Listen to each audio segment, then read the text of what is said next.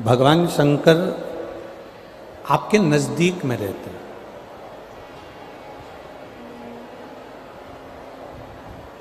एक बहू तुम्हारे साथ में रह रही है और एक बहू दूर रह रही है। एक बहू तुम्हारे पास में है, तुम्हारे साथ में है, और एक बहू तुमसे दूर है। जो बहू तुम्हारे नज़दीक में रह रही है, तुम्हारे साथ में रह रही है, तुम्हारे पास में रह रही है, तुम उसको पहचान नहीं सकते।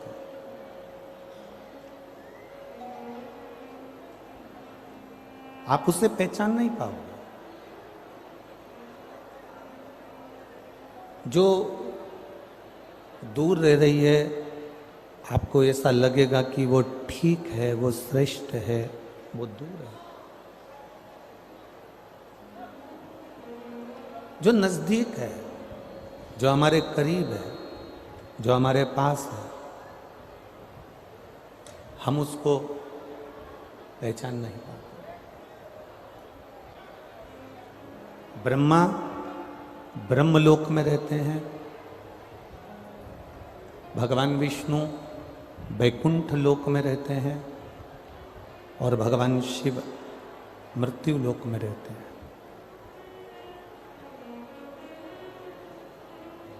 अब मृत्यु लोक में जो देवादिदेव महादेव रह रहे हैं, ये हमारे करीब में, हमारे पास में, हमारे नजदीक में। ब्रह्मा जी ब्रह्मलोक में हैं, भगवान विष्णु वैकुंठ लोक में हैं, और भगवान शिव मृत्यु लोक में। हमें ऐसा लगेगा कि हम ब्रह्मलोक के देवता को श्रेष्ठ मान लें, हमको ऐसा लगेगा कि हम वैकुंठ लोक के देवता को श्रेष्ठ मान लें, हमको ऐसा लगेगा कि हम उनको श्रेष्ठ मान लें, और हमारी बुद्धि से हम देवताओं में भेद करते हैं। हम अपनी बुद्धि से देवताओं में भेद करते हैं। परशु महापुराण की कथा कहती है कि देवताओं में भेद कभी नहीं होना चाहिए। देवताओं में भेद श्रेष्ठता नहीं है। कोई तुमसे कह दे कि ब्रह्मा बड़े हैं, कोई तुमसे कह दे कि विष्णु बड़े हैं, कोई तुमसे कह दे शिव बड़े हैं, इन तीनों के क्रम में अगर हम अंदाजा लगाकर देखें, इन तीनों के क्रम को अगर हम देखें, तो भगवान शिव के ऊपर जो जलाधारी रखाती है, भगवान देवादिदेव महादेव के ऊपर जो जलाधारी रखाती है, वो उसमें 3 टेकियां होती हैं, और 3 टेकी के ऊपर हम जलाधारी को रख देते हैं,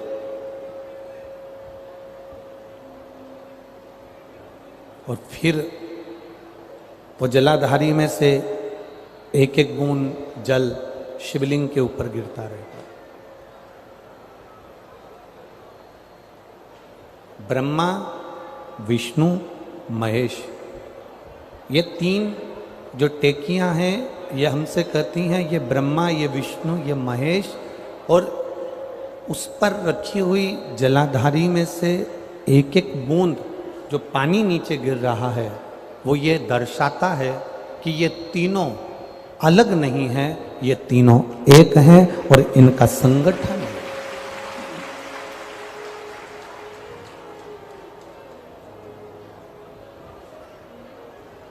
ये दुनिया की दृष्टि में भेद हो सकता है, पर परमात्मा की दृष्टि में कोई भेद नहीं। मेरे शिव बाबा को देखिए, मेरे ओघड़दानी, मेरे भोलेनाथ जी नंदी पर बैठते हैं, गणेश जी चूहे पर बैठते हैं, कार्तिकेय मोर पर बैठते हैं, शिव जी के गले में सर्प है, भवानी मैया शेर पर बैठती है। सब विरोधी हैं, सब विपरीत हैं।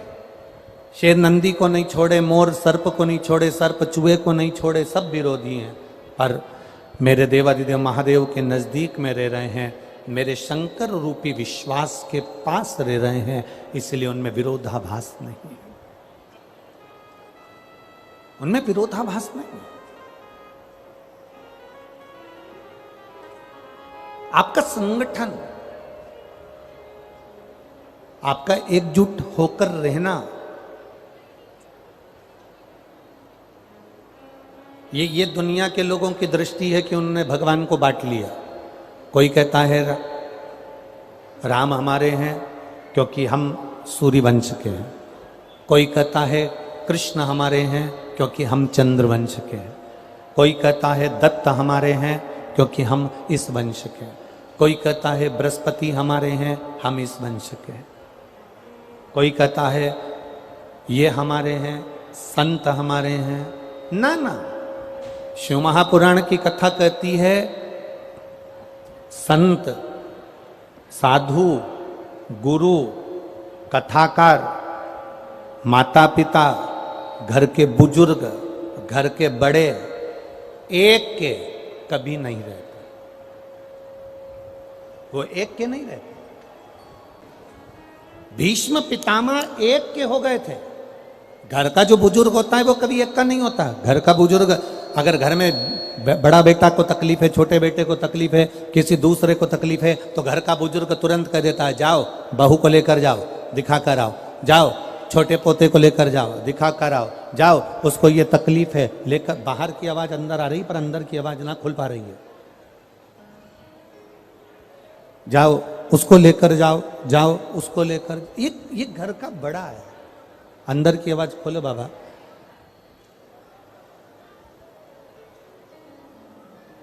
ये घर का जो बुजुर्ग है, घर का जो बड़ा है, ये आपको आदेश करेगा जाओ जरा देखो।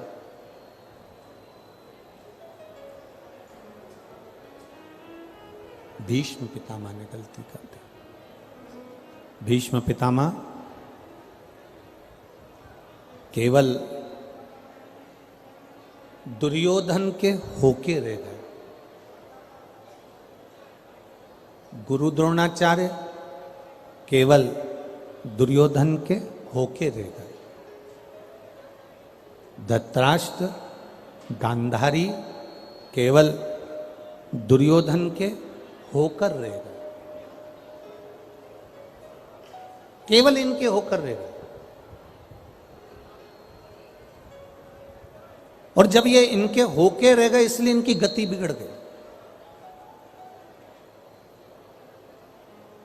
मेरा आप सबसे निवेदन है, जितने श्रोता भाई बहन इस शिव महापुराण की कथा को सुन रहे हैं दतिया की पावन धरा पर, मां पीताम्बरा की भूमि पर, और जितने भी श्रोता भाई बहन आस्था चैनल पर सुन रहे हो, फेसबुक यूट्यूब पर सुन रहे हो, उनसे केवल एक निवेदन है कि घर के बुजुर्ग अगर आप हैं, घर के बड़े अगर आप हैं, एक सतमार्ग बताने वाले गुरु का पद यदि आपका है, एक संत का पद यदि आपका है, एक प्रतिष्ठित पद यदि आपका है, तो आप एक के नहीं सबके बनकर रही है, तो आपकी जिंदगी की सार्थकता है।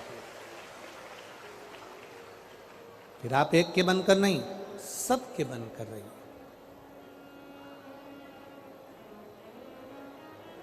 बड़े बेटे का भी सुनिए, छोटे बेटे का भी सुनिए। घर के एक एक व्यक्ति का आपको श्रवण करना पड़ेगा। घर के एक एक व्यक्ति का तुम्हें आदर करना पड़ेगा और वो व्यक्ति भी तुम्हारा आदर करेंगे। कितना सुंदर संवाद है शिव महापुराण में। एक एकांबरेश्वर महादेव की कथा आती है। लिंग पुराण के अंतर्गत, स्कंद पुराण के अंतर्गत एकांबरेश्वर महादेव की एक कथा आती है। पूरी दुनिया में भारत की भूमि पर कहीं पर भी आप घूम लें, आपको मंदिर के अंदर पाषाण के शिवलिंग मिलेंगे, मंदिर के अंदर पारद के शिवलिंग मिलेंगे, मंदिर के अंदर स्फटिक के शिवलिंग मिलेंगे, मंदिर के अंदर लकड़ी के शिवलिंग मिलेंगे, मंदिर के अंदर आपको पुखराज के शिवलिंग मिलेंगे, मंदिर के अंदर पीतल का शिवलिंग मिलेगा, मंदिर के अंदर चांदी का शिवलिंग मिलेगा, मंदिर के अंदर सोने का शिवलिंग मिलेगा। पर भारत की भूमि पर एक मंदिर, पूरी भारत की भूमि पर एक मंदिर ऐसा है कांचीपुरम का, तमिलनाडु का, एकांबरेश्वर महादेव का, जहां पर मिट्टी का पार्थिव शिवलिंग मिलता है। पूरी दुनिया में एक मंदिर ऐसा है।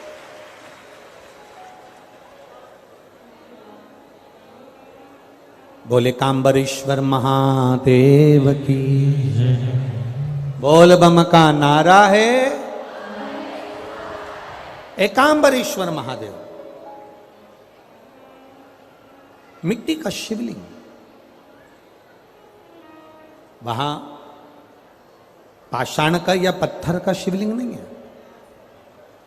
वहां पर सोना चांदी हीरा पन्ना का शिवलिंग नहीं है, वहां पर पार्थिव शिवलिंग है, पार्थिव मिट्टी का।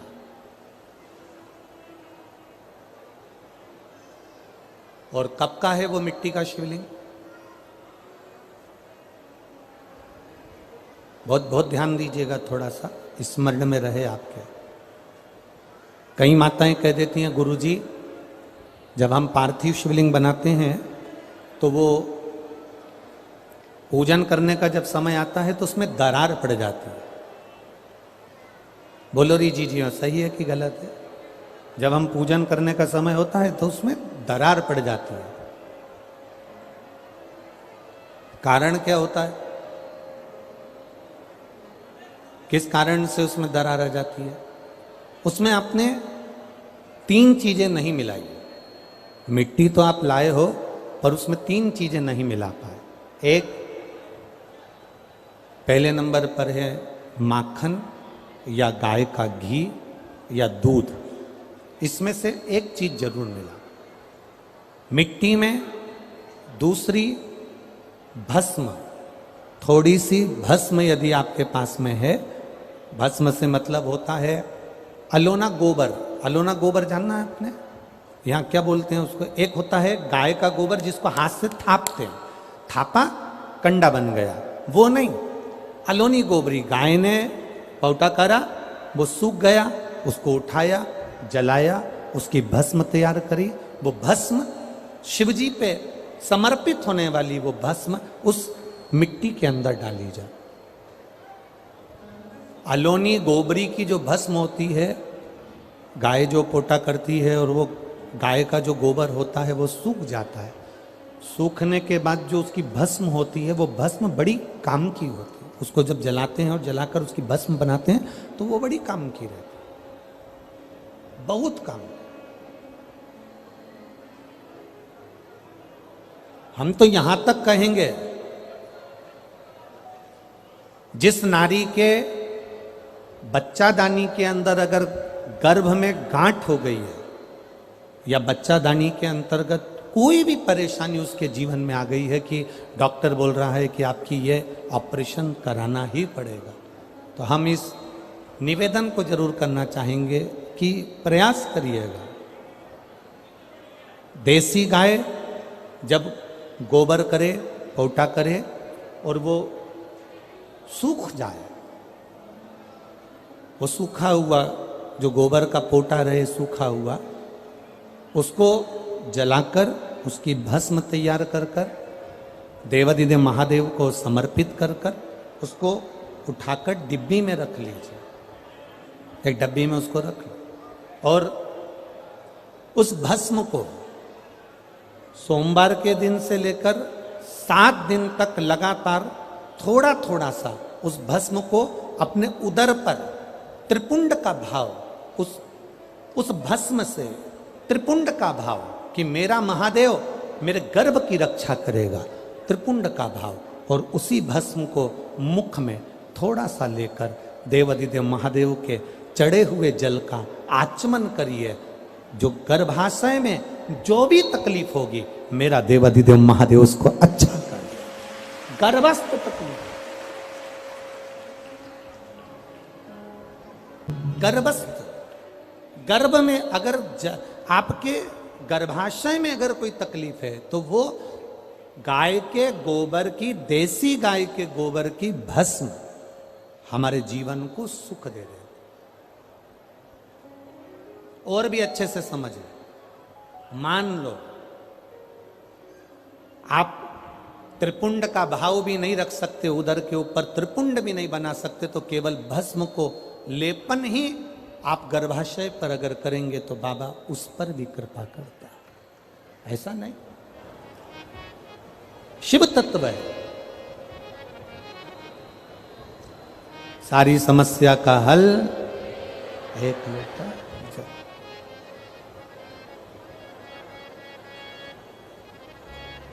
ये मानव की जो देह है ना, ये बड़ी विचित्र देह है। बचपन में होमवर्क लेते हो, होमवर्क करते हो, जवानी आती है तो होम लोन लेते हो, और बुढ़ापा आता है तो अलोम और विलोम करते हो। ये एक अवस्था है हमारी, ये हमारा जीवन की एक श्रृंखला है कि हमें करना है, हम करते। शिव तत्व कह रहा है, भगवान शंकर का पावन चरित्र कह रहा है। एकांबरेश्वर महादेव कांचीपुरम में, तमिलनाडु में, भारत की भूमि पर दुनिया के सबसे विशाल मंदिरों में, जो विशाल मंदिरों की गणना होती है, उन विशाल मंदिरों में सबसे बड़े मंदिर की गणना में कांचीपुरम का, ये तमिलनाडु का मंदिर एकांबरेश्वर महादेव का आता है। एकांबरेश्वर, जहां पर पाषाण का शिवलिंग नहीं है, जहां पत्थर का शिवलिंग नहीं है, जहां सोना और चांदी का शिवलिंग नहीं है, जहां हीरे पन्ने का शिवलिंग नहीं है, जहां पर मिट्टी का पार्थिव शिवलिंग की पूजन होती। अब जरा विचार करिएगा, गुरुजी क्या बात कर रहे हो, ये पार्थिव शिवलिंग, मिट्टी का शिवलिंग जहां एकांबरेश्वर महादेव के मंदिर में पूजा जाता है, वहां क्या वो शिवलिंग मिट्टी का फटा नहीं होगा? क्या उसमें दरार नहीं पड़ी होगी? क्या वो मिट्टी का शिवलिंग बेकार नहीं हुआ होगा? हम जब पार्थिव शिवलिंग का निर्माण करते हैं तब उस समय उसमें हम बहुत से पदार्थ डाल देते हैं। आप कुछ डालें ना डालें, दो चीजें मिट्टी के अंदर अवश्य डालें, एक मक्खन या दूध या गाय का, जम के बोलो, घी, और दूसरा भस्म। ये दो चीजें क्यों डालना चाहिए? कि शिवलिंग अच्छा बनेगा, शिवलिंग पक्का रहेगा, दरार नहीं पड़ेगी, उसके लिए डालना चाहिए क्या? ना ना ना ना। पार्थिव शिवलिंग का निर्माण करने वाले दो चीजों का स्मरण अवश्य रखें। पहला, मिट्टी के अंदर जब हम मक्खन, दूध या गाय का घी डालकर शिवलिंग का निर्माण करते हैं, जिसके घर में वंश नहीं बढ़ता, 20 साल, 25 साल, 15 साल, 12 साल हो गए हों, और जिसके घर में बच्चा ना हुआ हो, हम उनसे भी निवेदन करेंगे कि प्रत्येक प्रदोष, प्रत्येक शिवरात्रि, हर महीने प्रदोष आती है, हर महीने शिवरात्रि आती है, प्रत्येक शिवरात्रि, प्रत्येक प्रदोष को आप मिट्टी के अंदर मक्खन या गाय का दूध या गाय का घी, देसी गाय का मिलाकर शिवलिंग बनाकर उसकी पूजन करना प्रारंभ करें। 1 साल पूरा नहीं होगा, भले 20 साल हो गए होंगे, पर आपका गर्भ जरूर ठहरेगा, ये निश्चित। भले 20 साल हो गए, 22 साल हो गए, 25 साल हो गए, डॉक्टर ने मना कर दिया नहीं होगा, फिर भी आप बाबा पर भरोसा, बोल बम का नारा है, बाबा है। आप विश्वास के साथ शिव की आराधना करिए। गाय, देसी गौ माता का दूध, मक्खन, घी, ये हमारे मिट्टी के अंदर मिलाकर जब हम शिवलिंग का निर्माण करते हैं तो हमारा वंश बढ़ता। दूसरा, भस्म। दूसरी चीज क्या है? जम के बोलो जरा, पीछे वाले भी, और जितने आसपास के जितने 5 पंडालों में जो बैठे हैं, जो अलग से पंडाल लगाए गए हैं उनमें भी जो भरे बैठे हैं, इधर के पंडालों में पीछे वाले, और जितने लोग रोड पर बैठे हैं, जितनी दुकानों के अंदर बैठे हैं, वो भी जरा सावधानी से सुनना। ये पार्थेश्वर शिवलिंग कथा आपको बाद में नहीं मिल पाएगी, बड़े ध्यान से सुनना। ये अपनी जिंदगी बनाने के लिए माँ पीताम्बरा ने अपने धाम में करवाई है, अपने जीवन को कृतार्थ करने। कार्यकर्ता कितनी भी बात करें, पड़ोसी कितना भी बोलता रहे, उसका कोई जवाब मत दो। आप कथा सुनने आए हो, बड़ी मेहनत से धूप में चलकर आए हो, 500 रुपए खर्च कर कर यहां पहुंचे हो, दिल से सुनना तो बाबा दिल से तुम्हारी झोली भर कर भेजेगा। समय बर्बाद मत करना बिल्कुल भी। और जिसको समय बर्बाद करना है वो चुपचाप से उठकर यहां से पंडाल से बाहर जाकर अपनी गाड़ी उठाकर जा सकता। बड़ी मुश्किल से कथा मिलती है और दतिया वालों के तो भाग्य में आदरणीय गृह मंत्री जी ने करा ली, तो बाबा की कृपा से ये इतना बड़ा कुंभ भरा गया। यही बाबा की कृपा। दिल से सुन लो उसको। पहले नंबर पर है मिट्टी में मिलाया गया मक्खन, घी या दूध। दूसरे नंबर पर है, जम के बोलो जल्दी से, भस्म। ये दूसरे नंबर पर भस्म का प्रयोग। शिवलिंग का जब निर्माण करे, पार्थिव शिवलिंग जब बनाए, मिट्टी में थोड़ी सी भस्म जरूर मिलाए। भस्म किस चीज के लिए होती है? भस्म किसके लिए धारण कराई जाती है?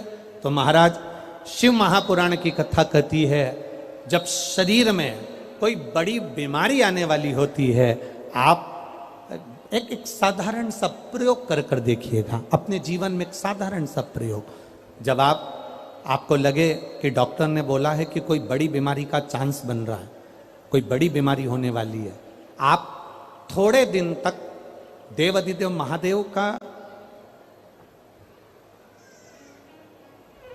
ये शिवलिंग, ये जलाधारी, ये जहां से जल बहता है, गणेश जी का स्थान, कार्तिकेय जी का स्थान, बीच में एक मोटी सी लाइन अशोक सुंदरी, शिवलिंग जो शिवलिंग रखा है, जो जलाधारी है वो मां पार्वती जी का हस्तकमल, ऊपर से एक एक बूंद जो पानी गिर रहा है, जिस कमंडल में से, जिस जलाधारी में से जल गिर रहा है, वहां शंकर भगवान की 5 बेटियां, जया, विषहरा, शामली बारी, दौतली और देव, ये भगवान शिव की 5 बेटी। जब आपको लग रहा है कि मेरी जांच होने जा रही है, जब आपको लग रहा है कि मुझे डॉक्टर को दिखाने जा रहे हैं, मुझे लग रहा है कि कोई बड़ी बीमारी ना निकल जाए, अल्ट्रासाउंड करा रहे हैं, एक्सरे करा रहे हैं, उससे पहले घर में अगर थोड़ी सी भस्म रखी है, उस भस्म को जब आप जल चढ़ाने के लिए शिव जी के मंदिर में जाओ, हॉस्पिटल में दिखाने के लिए जांच कराने जाओ, उससे पहले एक काम जरूर करना, शंकर भगवान का जहां शिवलिंग रखा है, उस शिवलिंग के पास में भस्म का लेपन कर कर देवाधिदेव महादेव पर 1 लोटा जल समर्पित कर कर उसी भस्म को अपने कलेजे पर, अपने हृदय पर लगाकर देवाधिदेव महादेव का पंचाक्षर मंत्र नमः शिवाय, षडाक्षर मंत्र ओम नमः शिवाय या श्री शिवाय नमस्तुभ्यम बोलकर फिर आप जांच के लिए चले जाओ। कोई बड़ी बीमारी तुम्हारी जिंदगी में निकल ही नहीं सकती। भस्म भस्म हो। भस्म का काम क्या? हमारे रोग को, हमारी बीमारी को, हमारे आने वाले जो रोग हैं, जो बीमारी है, जो तकलीफ है, उसको समाप्त करती है भस्म का प्रयोग।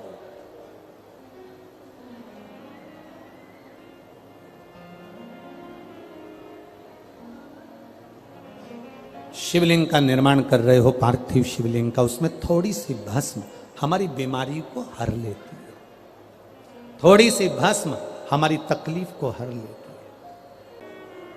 शिव के शरीर से, भगवान देवाधिदेव महादेव के तन से लगी हुई भस्म साधारण नहीं है। भस्म को चढ़ाने वाला भी साधारण नहीं होता और भस्म को लेने वाला भी साधारण नहीं होता। पार्थिव शिवलिंग का निर्माण करते समय 2 चीजें ध्यान से अवश्य मिलाएं। पहला माखन, घी, दूध, दूसरा भस्म,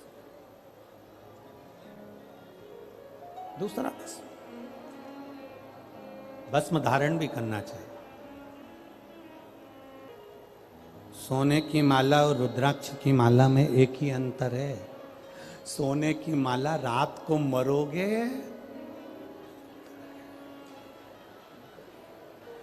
इतना घूंघट डाल डाल के रो रो के निकाल लेंगी। नानी बाई का मायरा सुना है कि नहीं सुना?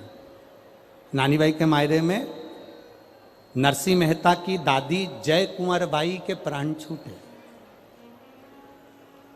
और नरसिंह मेहता की जो बड़ी भाभी थी वो दिन भर दादी को ताने देती थी, डुकरिया बैठी है, बूढ़िया बैठी है, मरती क्यों नहीं है, दिन भर ताने देती थी।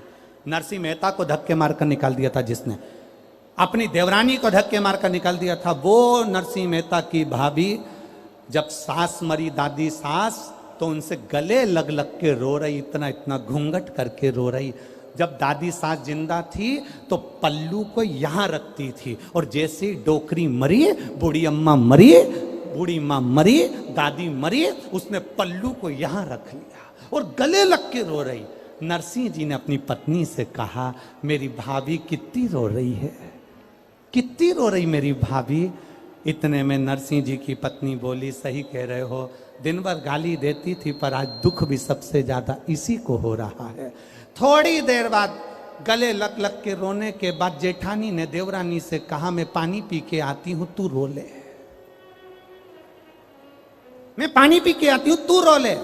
जो देवरानी रोने के लिए बैठी, उसने देखा जेठानी गले लग लग के इसलिए रो रही थी क्योंकि सास के कान में सोने की मुर्की थी, उसको दांत से कतर रही थी। सोने की जो मुर्की थी कान में, उसको दांत से कतर रही थी और मुंह में धर के और चली गई और पानी के मटके में डाल के आके अब कहने लगी, जल्दी ले जाओ, जल्दी ले जाओ। सोने की चेन गले में होगी तो चोर की नजर होगी, आप बहुत सुंदर होगे तो लुच्चों की नजर होगी, और गले में अगर रुद्राक्ष या तुलसी की माला होगी तो मेरे महादेव की नजर होगी। ये निश्चितता है, निश्चित। बोल बम का नारा है। आपके गले की माला, आपके गले का पड़ा हुआ एक रुद्राक्ष आपको परम धाम तक लेकर जाएगा, शिव तत्व तक लेकर।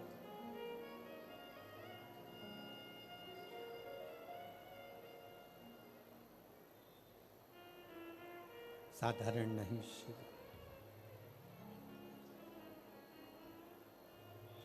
शिव साधारण नहीं।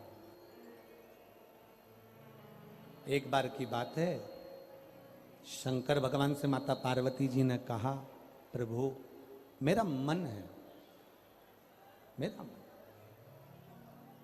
बाबा एकांत में जाकर मैं तप करना चाहती हूं, मेरा मन है। शिव जी ने कहा, जाओ। यही कांचीपुरम का जो तमिलनाडु क्षेत्र के अंतर्गत कांचीपुरम है, और वहीं पर एक आम के पेड़ के नीचे माता पार्वती तप करने के लिए बैठ गई। आम के पल्लव में, आम के पेड़ के नीचे। अब थोड़ा ध्यान देने वाला विषय है, थोड़ा ध्यान दीजिएगा। हो जितने भी बैठे हो बड़ा ध्यान देना।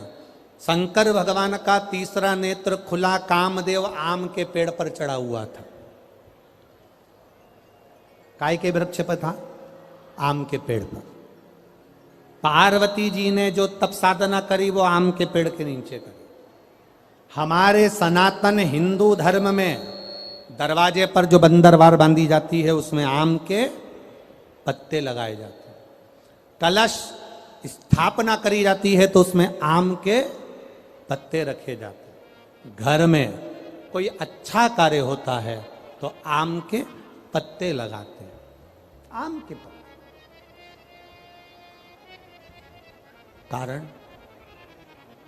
कारण क्या था? केवल एक कारण। देवादिदेव महादेव ने जब कामदेव को भस्म करा, उस समय पर भगवान शिव का नेत्र कामदेव पर पड़ा, कामदेव भस्म हुआ। आम के पल्लव में छुपा था, आम के पल्लव में। आम का वृक्ष भी उस समय पर कामदेव के भस्म होने पर जलने लगा, तड़पने लगा, चिल्लाने लगा। आम के पल्लव में से आवाज आने लगी, बाबा बाबा बाबा कहकर जब पुकारा, बाबा बाबा कहकर पुकारा, 2 बार आम के पल्लव ने कष्ट होने पर हर हर कह दिया। क्या बोला है? जम के बोलो जरा। हर हर। केवल 2 बार आम के पल्लव ने बोला। बोलना चाह रहा था, मैं हरा भरा हूं, हरा हरा हूं और आपने मुझे जला दिया। हर हर बोला, शिव जी की दृष्टि पड़ गई। भोलेनाथ जी ने कामदेव भस्म होकर जमीन पर गिरे और आम के पल्लव को, आम के वृक्ष को शिव जी ने भस्म होने से रोक दिया और कहा, सुन आम के वृक्ष, आम के पल्लव, तूने हर हर कहा है, इसलिए तेरे को मैं भस्म नहीं करूंगा। तेरे ऊपर आने वाली जितनी बाधाएं होंगी वो सब नष्ट कर दूंगा। आम के पल्लव ने कहा, प्रभु मुझ पर आने वाली बाधा अगर आप नष्ट कर रहे हैं तो मुझे वर दे दीजिए नाथ। ऐसा वर दे दो जिसके दरवाजे पर, जिसकी पूजन में, जिसके द्वार पर आम के पल्लव बंधे होंगे उसके घर में कभी दुख प्रवेश ना करे, ये वर दे दीजिए।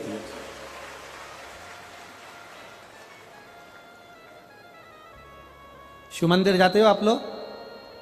सब लोग जाते हैं? हफ्ते में एक बार का नियम बना लो, मुख से बोलने का, हर हर। ज्यादा बार नहीं बोलो तो हम तो पहले बोलते थे, ऐसा नहीं कि हम कथा में नहीं बोलते थे, हमारी आदत थी, हम पहले कथा में बोलते थे, दीन बंधु दयालु दया कीजिए, जो दोनों हाथ उठाकर हर हर महादेव नहीं बोले उसको उठा लीजिए।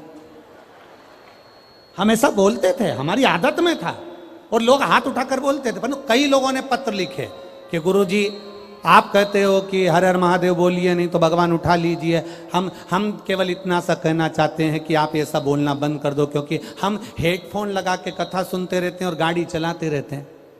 अब हम टू व्हीलर गाड़ी चला रहे हैं और तुमने कह दिया दोनों हाथ उठाकर जो हर हर महादेव नहीं बोले तुम उसे उठा लीजिए। अब हमको गाड़ी खड़ी करना पड़ती है, फिर चिल्ला के बोलना पड़ता है हर हर।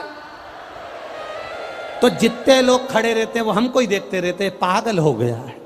इसलिए महाराज जी निवेदन है कि तुम ये कथा के बीच में हर हर महादेव बोलना बंद करो। इसलिए हमने तब से थोड़ा सा लोगों के भाव देखकर, बेचारे टू व्हीलर वालों को, क्योंकि वो गाड़ी चला रहा है और फिर वो उसको देखकर, इसलिए थोड़ा बंद। पर आप बोल सकते हो, आपको बोलने की मना नहीं है। पहले नंबर के पंडाल वालों दोनों हाथ उठाकर,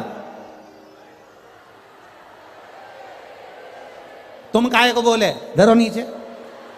पहले नंबर वालों जरा अच्छे दम के बोलो, जरा एक बार दोनों हाथ उठाकर। हाँ ठीक है। तीसरे नंबर वालों उठाओ हाथ और बोलो। बहुत बढ़िया। अब तेरा क्या होगा कालिया?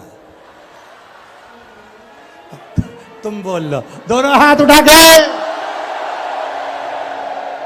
बहुत बढ़िया, जोरदार। शिव कथा कहती है पार्वती जी ने आम के वृक्ष के नीचे तप किया। जब माता पार्वती जी ने आम के वृक्ष के नीचे तप किया, इसको थोड़ा सा नीचे करो, आम के वृक्ष के नीचे तप करा, शिव जी के स्मरण में आया कि पार्वती जी तप कर रही हैं और ये तप अगर पूरा हो गया तो पार्वती जी चाहती हैं कि जो निर्णय, पार्वती जी चाहती हैं जो निर्णय शिव दें वो निर्णय मेरी साक्षी में, मेरी साक्षी में। बाबा देवादिदेव महादेव ने यह बात तो पार्वती जी से पहले भी कह दी थी कि पार्वती कोई भी निर्णय दूंगा ये तेरी साक्षी में दूंगा, पर पार्वती मैया चाहती हैं साक्षी में निर्णय, साक्षी में निर्णय। शिव कथा कह रही है, भगवान शंकर का संवाद कह रहा है, शिव महापुराण का चरित्र कह रहा है, शिव तत्व कह रहा है। भोलेनाथ जी ने गंगा जी को भेज दिया, जाओ गंगा।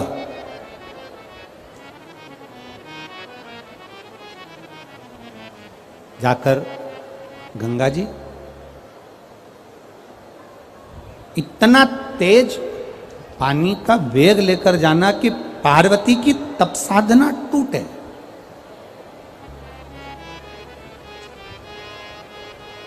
जल के वेग को लेकर जाइए,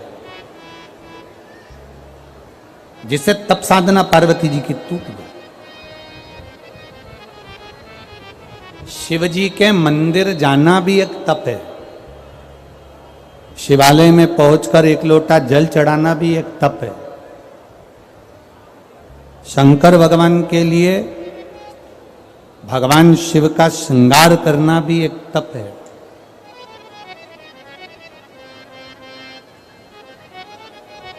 और किसी साधारण व्यक्ति को प्यासे को पानी पिलाना, भूखे को भोजन कराना, यह भी एक तप साधना का ही मूल तत्व है। ये तप साधना का मूल तत्व है। अब गंगा मैया जैसे ही गई, बड़ी विकरालता में गंगा जी का जल गया आम के पेड़ के नीचे, और आम के जो पल्लव थे वो हिलने लगे। आम के पल्लव जब हिलने लगे तब माँ पार्वती की नेत्र, माता पार्वती के नेत्र खुल के माँ गंगा से कहा, गंगा तू मेरी बहन है, तू मेरी बहन है गंगा। मैं छोटी हूं, तू बड़ी है गंगा, तू मेरी बहन होकर मेरी तप साधना तोड़ने के लिए आई है। गंगा तुझ में और मुझ में कोई भेद नहीं है, तू भी तारनहार है और मैं भी तारनहार हूं, तो क्यों मेरी तप साधना तोड़ने के लिए आई है? गंगा जी ने हाथ जोड़कर अपनी बहन से कहा कि मुझे शिव जी ने भेजा, भगवान देवाधिदेव महादेव ने मुझे भेजा। तो गंगा अब तू बता, ऐसा मैं क्या करूं जिससे मैं देवाधिदेव महादेव से एक वर प्राप्त कर लूं? तू ऐसा सरल सा साधन बता दे। तो एक इसकी हवा आ रही है, इसको थोड़ा नीचे कर दो इसको। तू एक सरल सा साधन बता दे, थोड़ा सा नीचे कर दो इसको। गंगा जब तुम एक सरल सा साधन बता दोगी तो ये निश्चितता है कि मेरे को शिव की प्राप्ति होगी। आप एक सरल सा साधन बता दी, बिल्कुल सरल सा साधन। और सुन लो दतिया वालों, जितनी भी दतिया में मेरी जिज्जियां बैठी हैं सब सावधानी से सुन लीजिए। और जितने मेरे जीजा बैठे हैं ना, क्या बोलते हैं इधर, लाला जी है, तो बड़े सावधानी से सुनिएगा। और जितने आस्था चैनल पर सुन रहे हैं और जितने फेसबुक यूट्यूब पर सुन रहे हैं, बड़े सावधानी से। पार्वती जी गंगा जी से पूछ रही हैं एक सरल साधना, एक सरल भाव शिव को प्राप्त करने का एक सरल तरीका। गंगा जी ने कह दिया सबसे सरल तरीका मैं तुम्हें बता रही हूं, मिट्टी लाओ, उसका एक शिवलिंग का निर्माण करो। वो शिवलिंग का निर्माण करोगे और निर्माण करने पर उस शिवलिंग को बनाते समय तुम्हारे हृदय में जो भाव आएगा, देवाधिदेव महादेव तुम्हारी वो मनोकामना उसी क्षण पूरा कर देगा। निर्माण के समय पर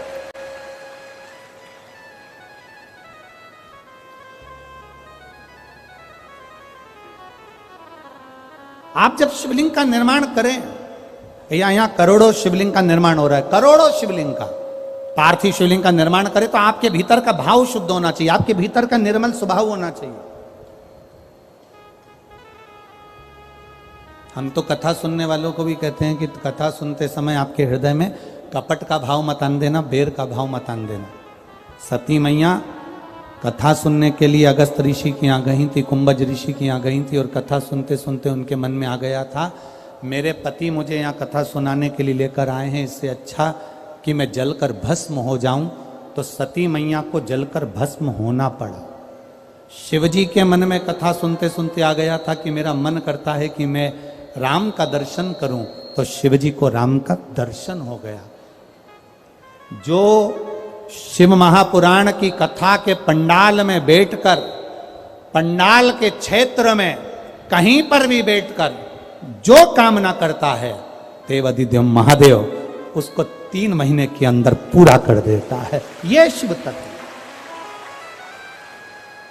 एक पत्र आए हैं, देखिए पत्र तो आज बहुत सारे आ गए, पढ़े कौन इतना महाराज।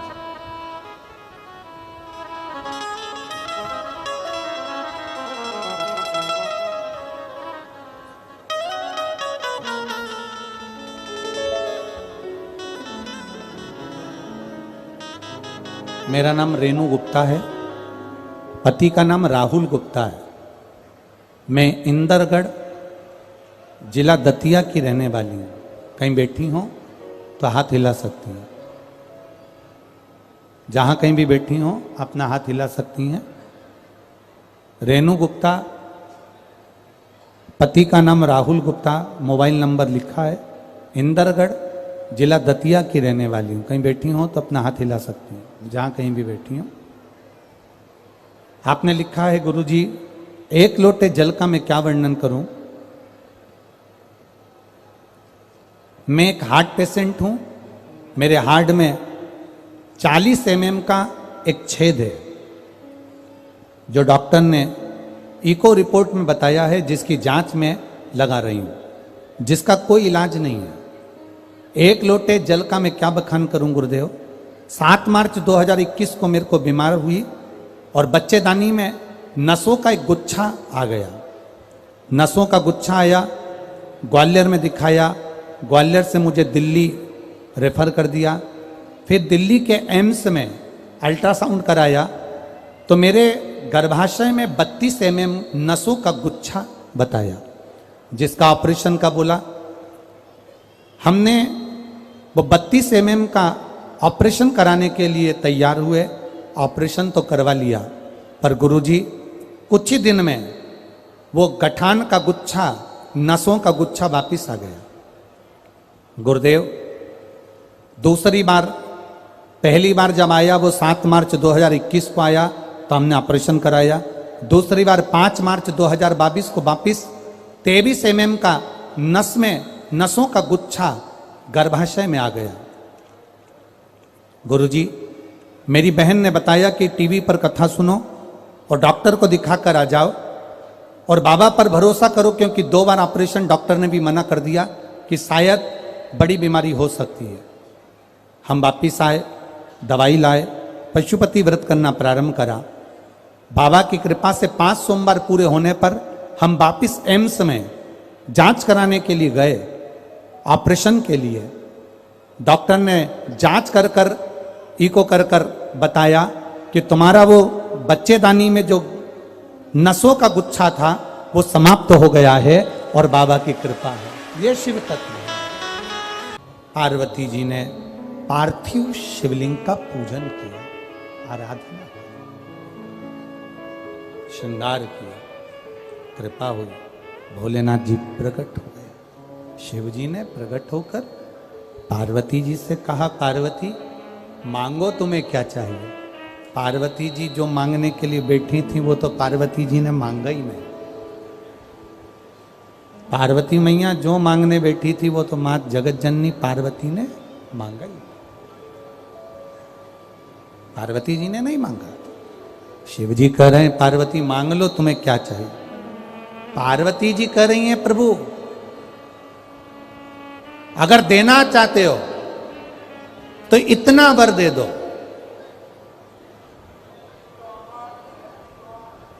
कि जिस पार्थिव शिवलिंग को मैंने बनाया है, ये जो मिट्टी का शिवलिंग मैंने निर्माण किया है, पार्थिव शिवलिंग जो मैंने बनाया है, ये संसार सागर में कभी भी नष्ट ना हो और पार्थिव शिवलिंग का निर्माण करने वाला कभी बर्बाद ना हो, वो उन्नति पर चढ़ता चले।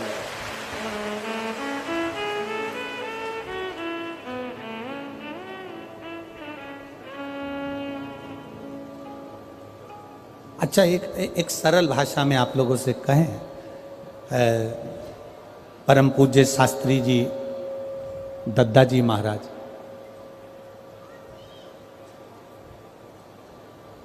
परम पूज्य शास्त्री जी दद्दा जी महाराज, जिन्होंने एक अलग अलग जगाई थी शिवलिंग, पार्थिव शिवलिंग निर्माण।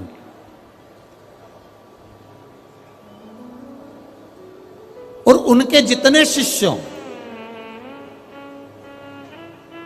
उनके जितने शिष्य हैं, मैं उनसे निवेदन करूंगा, आप अपनी जिंदगी में देखना कि आपके गुरु ने, और हम सबके गुरु हैं वो केवल जिन्होंने गुरु मंत्र लिया उन्हीं के नहीं, आदरणीय दद्दा जी संपूर्ण भारतवासियों के गुरु हैं, संपूर्ण। उन दद्दा जी ने जो शिवलिंग का निर्माण करवाया था, जो शिवलिंग का निर्माण करवाया, और जिन जिन ने उनकी साक्षी में शिवलिंग का निर्माण करा, वो नीचे की ओर नहीं गया, वो ऊपर की ओर ही बढ़ा है, ऊपर की ओर बढ़ा, उन्नति की ओर। क्योंकि मां जगत जननी स्वयं देवादिदेव महादेव से कह रही हैं, भगवान शंकर से कह रही हैं कि जो ये मैंने जो पार्थिव शिवलिंग बनाया है, प्रभु इतनी सी कृपा करना कि ये नष्ट ना हो, ये नष्ट।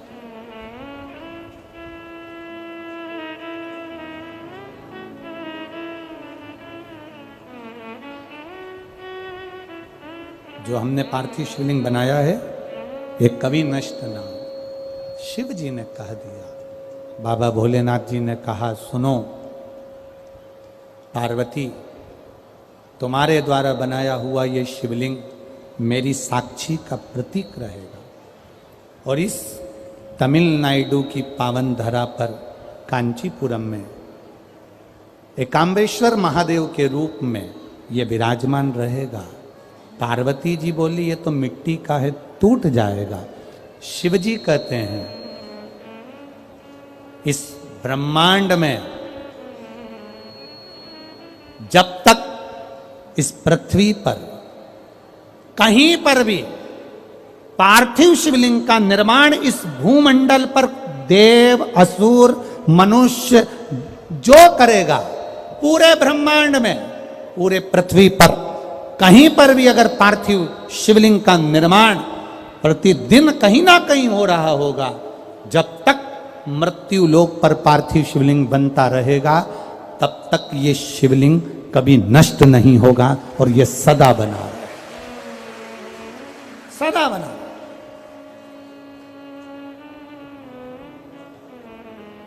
लोग कहते हैं शंकर भगवान धन दे देते हैं, लोग कहते हैं शंकर भगवान दौलत दे देते हैं, लोग कहते हैं शंकर भगवान करोड़पति बना देते हैं, लोग कहते हैं शंकर भगवान धनपति बना देते हैं। शिव महापुराण की कथा कहती है, शंकर भगवान पर एक लोटा जल शिवालय में जाकर जो शिवलिंग पर चढ़ा रहा है, शंकर भगवान उसको करोड़पति बनाए का ना बनाए, शंकर भगवान उसे लखपति बनाए कि ना बनाए, शंकर भगवान उसको अरबपति बनाए कि ना बनाए, पर यह पक्का है, जो शिव जी पर एक लोटा जल चढ़ाता है, शंकर भगवान उसको हाथ पकड़कर अपना बना लेते हैं। जब तिजोरी उसकी हो जाती है तो माल सब आपका हो जाता है। मेरा देवादिदेव महादेव अपना बना रहा है, मेरा शिव अपना बना रहा है।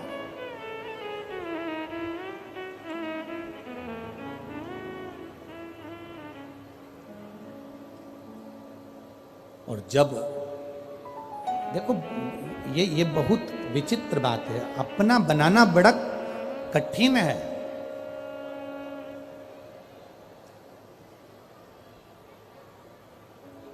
पति पत्नी को साड़ी ला कर दे दे, जरा ध्यान से सुनना, पति पत्नी को जेवर दिला दे, पति पत्नी को सारा सामान ला कर दे दे, पत्नी पति के लिए भोजन बना दे, पत्नी पति के कपड़े धो दे, पत्नी पति के लिए आगे बढ़ बढ़ कर काम कर दे, पति पत्नी को सामान ला कर दे रहा है, वस्तु ला कर दे रहा है, उसको जो चाहिए सब ला कर दिया, पर पति का स्वभाव सबसे अच्छा हो और पत्नी से अच्छा ना हो, या पत्नी का स्वभाव सबसे अच्छा हो और अपने पति से अच्छा ना हो, तो फिर समान की कोई मूलता है क्या? समान की कोई मूलता? समान की क्या मूलता? वाणी ऐसी बोलिए जो मन का आपा होए। पर आज के जमाने में वाणी ऐसी बोलिए जो जम के झगड़ा, पर उससे मत बोलिए जो तुमसे तगड़ा। आजकल का जमाना थोड़ा उल्टा है। बोलो प्रेम की वाणी। आप सामान ला दिए, वस्तु ला दिए, दौलत ला दिए, धन ला दिया, मकान बना दिया, जायदाद बना दी, संपदा बना दी, कपड़े ला दिए, जेवर ला दिया, पर आपका स्वभाव भी तो ठीक होना चाहिए। आपका स्वभाव अच्छा हो।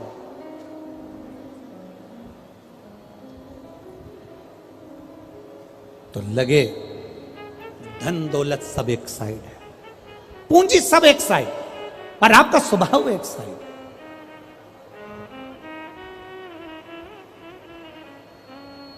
भाई बहुत बहुत अंतर आता है चीजों में। एक अनुभव आपकी जिंदगी में लगा कर रखिएगा।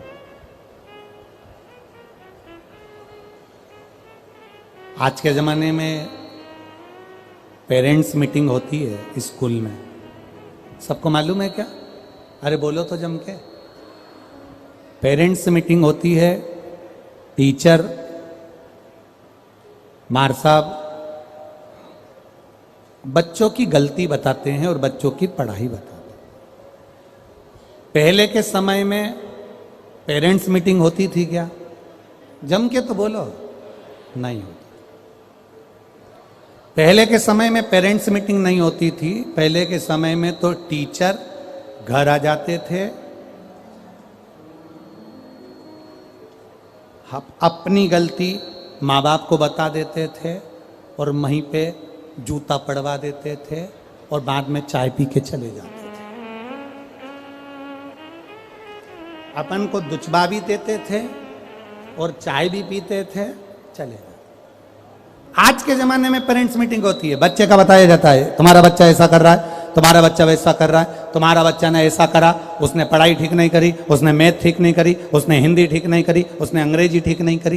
पर पहले के समय में टीचर स्वयं आता था और बता कर जाता था कि इसने ये गलती करी।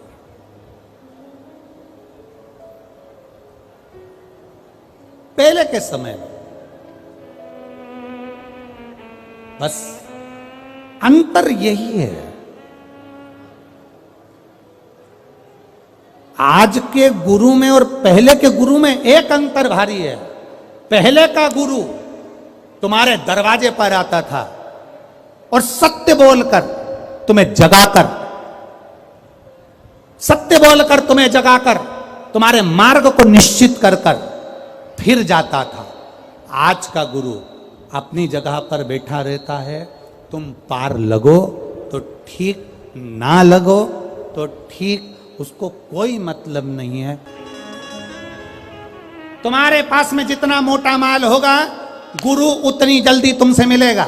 ये आज का गुरु है। तुम्हारे पास में जितना धन ज्यादा होगा, गुरु उतना तुमसे मिलेगा। ये आज का समय है। पर असली जो गुरु होता है, उसे तुम्हारे वैभव से, तुम्हारी सत्ता से, तुम्हारे धन से कोई मतलब नहीं होता। वो तो एक जैसा होता है, जो आया उसका है, भजन करेगा, कीर्तन करेगा, मार्ग प्रशस्त करेगा और चला जाएगा। उसका काम कितना है? बस तुम्हें जगाना, तुम्हें जागृत करना।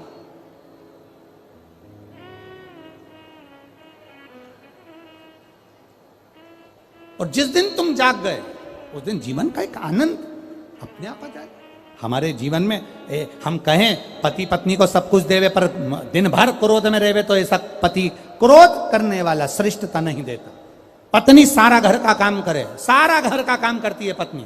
एक बहू सारा घर का काम करती है। किसी सास से पूछो तुम्हारी बहू कैसी है? बहुत बढ़िया महाराज, पूरा काम अच्छा करती है, दिन भर बच्चों को संभालती है, सारा किचन, भोजन, रसोई घर सब संभालती है, सब अच्छी है, बहुत बढ़िया महाराज, बहुत अच्छी है। नहीं महाराज, अच्छी तो बहुत है, बस एक काम बुरा है उसका। क्या? बोलती है। गुरुजी कोई ऐसा हो जाएगा क्या कि मेरी बहू की जीवान मीठी हो जाए?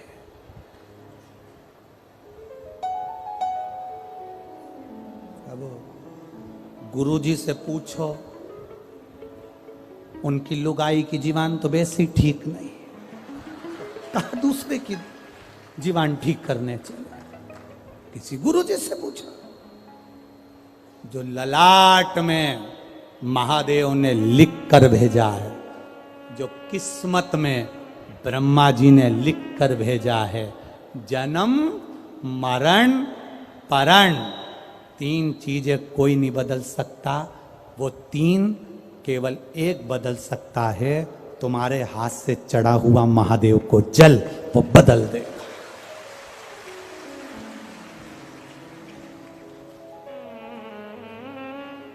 वो बदल देगा। हम किसी का भाग्य नहीं बदल सकते, ना हम तुम्हारा भाग्य लिख सकते हैं कि तुम्हारे साथ में क्या होगा, तुम कितने कदम चलोगे, कितने कदम नहीं चलोगे, क्या खाओगे, क्या पियोगे, ये हम नहीं लिख सकते। हमारे पास में वो विद्या नहीं। पर इतना जरूर जानते हैं कि जो महादेव की शरणागति में गया, मेरे महादेव ने भाग्य बताया था कौशल्या जी को, मेरे महादेव ने भाग्य बताया था यशोदा जी को। मेरा महादेव तुम्हारा भी भाग्य बदलने की सामर्थ्यता रखता है। वो शिव है, औघड़दानी, अकाल मृत्यु वो मरे, जो काम करे चंडाल का, काल उसका क्या बिगाड़े, जो भक्त हो महाकाल का। वो बदलने वाला, वो बदल दे।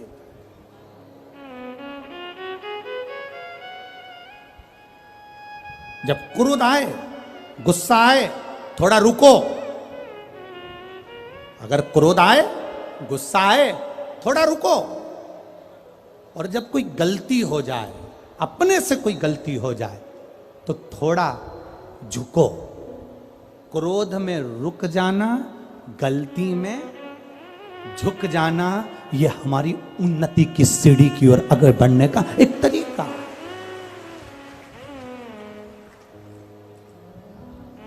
हमें उन्नति की ओर बढ़ने का एक तरीका है। क्रोध में रुक जाओ और गलती में झुक जाओ। पर झुक कौन रहा है? कौन झुकने वाला है? यहां जितने बैठे हो तुम सब कम हो क्या?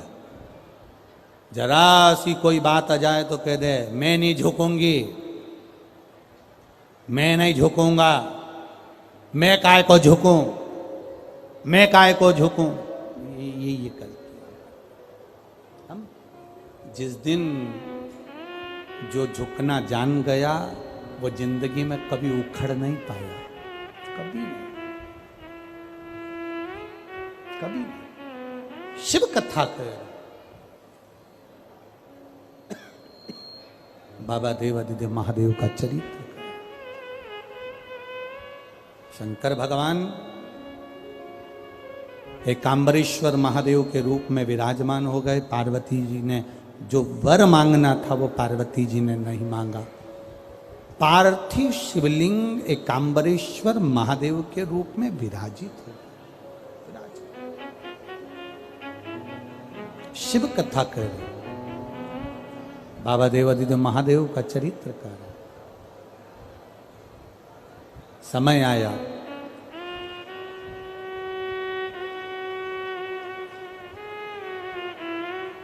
पार्वती मैया ने तप साधना कर कर शिव जी को प्राप्त कर लिया। बाबा औघड़दानी मिल गए।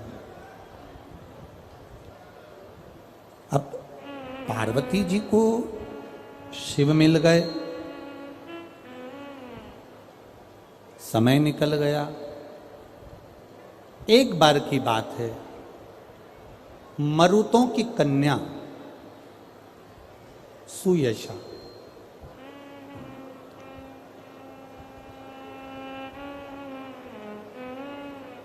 ये मरुतों की कन्या है, बेटी है। ऐसा कोई बाप नहीं जो अपनी बेटी को अच्छे घर में ना देना चाहता। प्रत्येक पिता की एक इच्छा होती है कि मेरी बेटी सही जगह पर ब्याहे। प्रत्येक पिता की।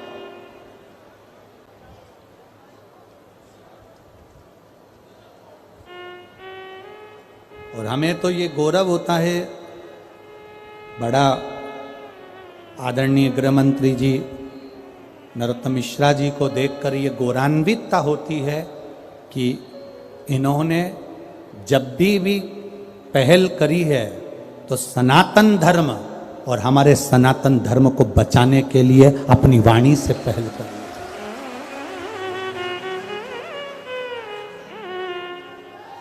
जिस समय पर कोई राजनेता अपनी वाणी से बोलना नहीं चाहता है, उस समय पर आदरणीय गृह मंत्री जी नरोत्तम मिश्रा जी अपनी गादी से सनातन धर्म को बचाने के लिए बोलकर और आगे बढ़ जाते हैं। ये एक पहलता होना चाहिए अपने सनातन धर्म के, अपने सनातन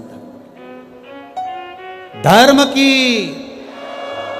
अधर्म का, प्राणियों में, विश्व का कब होगा?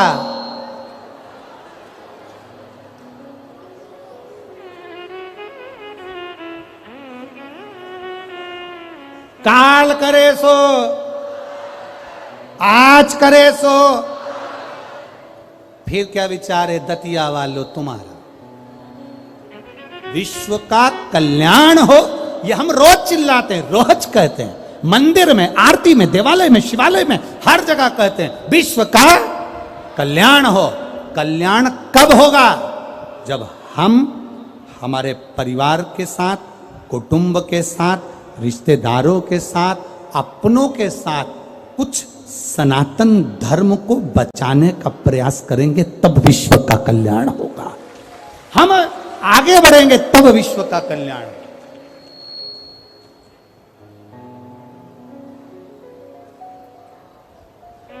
अपने जीवन को एक अग्रण्यता, सुयशा, मरुतों की कन्या है सुयशा। एक बार देवाधिदेव महादेव को इस सुयशा ने देख लिया और देखकर सुयशा ने बस मन में सोच लिया कि मैं भगवान शंकर को अपना बनाऊंगी। और सुयशा ने तप साधना करना प्रारंभ करा। सबसे पहले सुयशा मरुतों से पूछकर, अपने पिताजी से पूछकर, अपने ताऊ से, काका से पूछकर शिव कैसे मिलते हैं, तो कहा जहां पर मन पड़े वहां बैठकर पार्थिव लिंग का निर्माण करिए। पार्थिव लिंग का निर्माण करोगी, शिव मिल जाए, शंकर मिल जाए। मरुतों की कन्या सुयशा अब पार्थिव शिवलिंग का निर्माण करती है, पूजन करती है, विसर्जन करती है। थोड़ा ध्यान दीजिएगा, बेटियों से निवेदन करूंगा, जितनी बेटियां हैं, जितनी बेटी,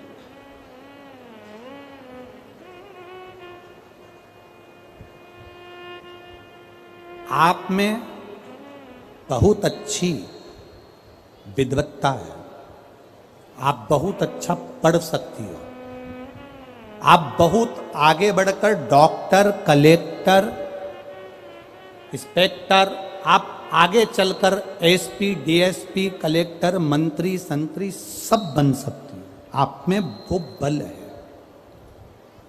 बस मेरा जितनी बेटियां बैठी हैं इस पंडाल में और जितनी बेटियां कथा सुन रही हैं टीवी पर और मोबाइल पर, उनसे निवेदन है कि आप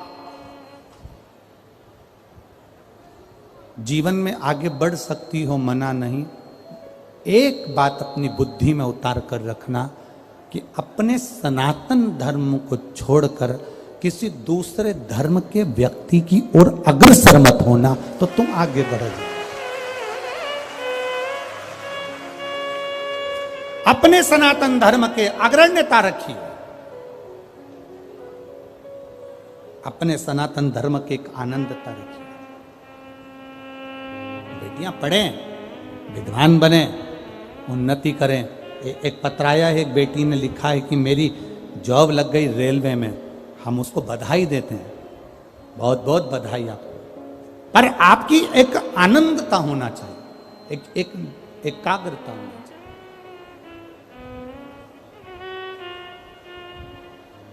शिव कथा कह रही है, मरुतों की कन्या ने पूछ लिया कि शिव कैसे मिलेंगे, महादेव कैसे मिलेंगे।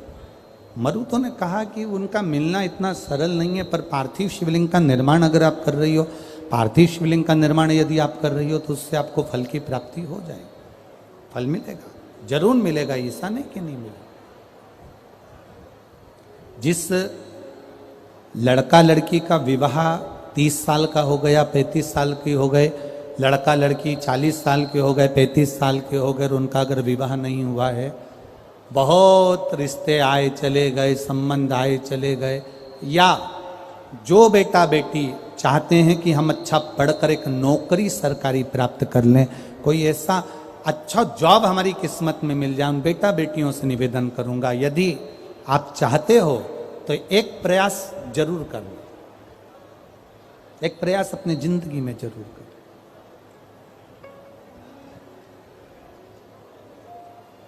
शिवलिंग समझ लेना जरा अच्छे से, शिवलिंग जलाधारी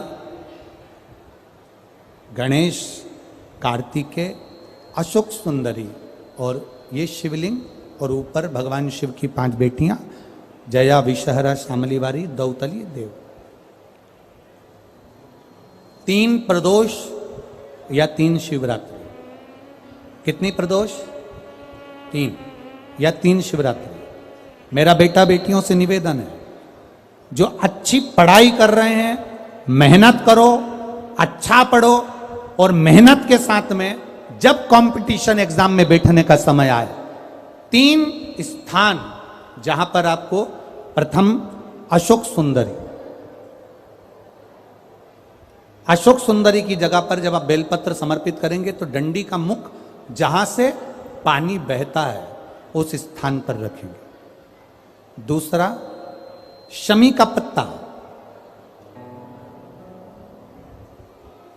शमी का पत्ता। दूसरा, शमी के पत्र को देवादिदेव महादेव पर जब आप समर्पित करेंगे तो उसका डंडी का मुख भी जहां से जल बहता है उस ओर रखेंगे। और तीसरे नंबर पर है आंख का पुष्प। एक पुष्प होता है आंख का सफेद, और एक पुष्प होता है हल्का सा नीला। करें दर्शन आप लोगों ने? जम के तो बोलो जरा, करें ना? एक सफेद होता है, एक हल्का सा नीला होता है। सफेद आंख का जो पुष्प होता है वो केवल देवादिदेव महादेव का एक स्वरूप होता है, और हल्का सा जिसमें गुलाबीपन, नीलापन होता है वो शिव, पार्वती, गणेश, कार्तिकेय, अशोक सुंदरी, जया, विषहरा, सामरीवारी, दौतली, देव और शिव जी के जितने गण हैं उन सबका प्रतीक होता है। तो तीसरे नंबर का जो आंख का गुलाबी कलर या हल्का नीला सा जो पुष्प होता है, उस 5 पुष्प का गुच्छ मां जगत जननी का जो स्थान है जलाधारी, जहां अगर आप इधर बैठे हो तो उसकी विपरीत दिशा, इधर बैठे हो तो उसकी विपरीत दिशा, इधर बैठे हो तो उसकी विपरीत दिशा, विपरीत दिशा में उस पुष्प को समर्पित करना है। अच्छी पढ़ाई करो, अच्छी मेहनत करो, और मेहनत के साथ में जब कंपटीशन एग्जाम के लिए जा रहे हो, उस जगह पर सीए की पढ़ाई भी कर रहे हो, चाहे किसी भी पढ़ाई में लगे हो, मेहनत के साथ में बाबा देवादिदेव महादेव को 3 प्रदोष या 3 शिवरात्रि आप दिल से बाबा को समर्पित कर कर, बाबा से प्रार्थना कर कर, अशोक सुंदरी पर चढ़ाई हुई बेलपत्र को वापिस लेकर आइए। जिस विद्या स्थल पर आप पढ़ाई करते हो, जिस कमरे में आप रहते हो, वहां उस बेलपत्र को 3 प्रदोष की या 3 शिवरात्रि की बेलपत्र रखिए। जिस समय बाबा आपकी नौकरी लगा दे, ये 3 बेलपत्र एक साथ किसी भी प्रदोष पर शिव जी को समर्पित करिए। ये शिव तत्व है। आप मेहनत करें, खूब मेहनत करें, कंपटीशन एग्जाम के लिए जितनी कोचिंग कर सकते करो, मेहनत करना उतना करो, जितना करते हो उससे 4 गुना ज्यादा करो, और उसके साथ में देवादिदेव महादेव से प्रार्थना। अब जिनका मंगल विवाह नहीं हो रहा, 30 साल हो गए, 35 साल हो गए, 40 साल हो गए, उनके लिए भी वर्णन आता है। एक बेलपत्र, एक शमी पत्र, और महाराज वही आंकड़े का पुष्प 5 अपने हाथ में लेकर, बेलपत्री का वृक्ष जो होता है उस वृक्ष के नीचे उसको रखकर शंकर भगवान के मूल मंत्र का स्मरण करते हुए, चाहे तो आप पंचाक्षर करें, चाहे आप षडाक्षर करें, चाहे आप श्री शिवाय नमस्तुभ्यम करें, केवल जो जल का पात्र है वो जल के पात्र से 5 बार जल समर्पित कर कर बेलपत्री के वृक्ष की 7 परिक्रमा कर कर बाबा से प्रार्थना कर कर उस पत्ती पुष्प को लेकर वापिस सजाएं, पूजन वाली जगह पर उसको रख दीजिए और बाबा कृपा करेगा, जितना जल्दी होगा उतना मंगल विवाह आपका पक्का कराएगा, ये निश्चित। बेलपत्र का पूजन, कहीं दूर जाने की जरूरत नहीं है हमको भगवान को पाने के लिए। तुम्हारे घर के पास में जो शिवालय हो, तुम्हारे घर के पास में जो देवालय हो, हम वहां भगवान की आराधना करें, हम वहां आराधना। अब मन तो तुम्हारा करता है मैं केदारनाथ चले जाऊं, मन तुम्हारा करता है मैं अमरनाथ चले जाऊं, और मालूम पड़े घर के पास में शंकर जी का मंदिर, कभी दर्शन करने नहीं गए और क्या क्या केदारनाथ चले जाऊं। शंकर भगवान मन में सोचे हाँ मत जाना। जब पास में शिवालय है, पास में देवालय है, तो तू प्रणाम करने नहीं आ रहा, कहां वहां आ रहा है?